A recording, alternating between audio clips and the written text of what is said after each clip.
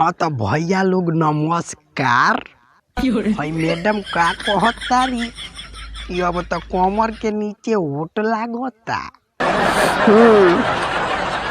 अच्छा तो ये मैडम तार कमर ह कि चार पहिया गाड़ी हो जवना के पीछे अब ओट लगावे के पड़ता।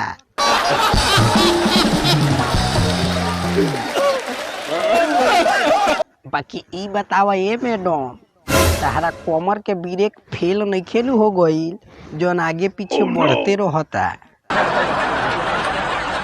हमारा देखे से तार कमर एक नंबर बा, बिना सपोर्ट के स्टॉप होते नइखे।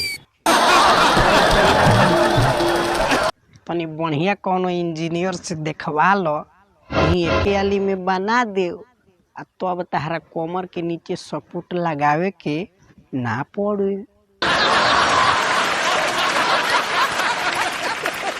बाकी ए भैया लोग यही जो देख ली सब केहू के कमर ठीके ठाक चलता।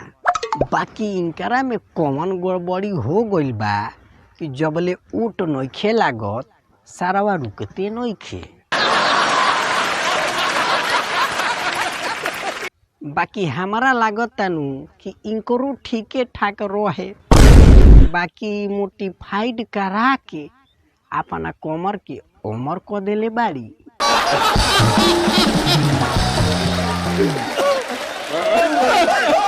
खूब तो ये भैया लोग अपना भोजपुरी में इतना बढ़न आविष्कार हो गइल बा, तो बड़ा खुशी के बात बा। ऊपर वाला भी सोच में पड़ गइल हुई है कि हम तो ठीके ठाक बनौले रहनी, ई कहवा से ऐसन गड़बड़ी हो गइल बा। हम तो इतने कहब कि ये ब्यास ऐसने रोज आविष्कार करलू अपना भोजपुरी के आगे बढ़ावलू।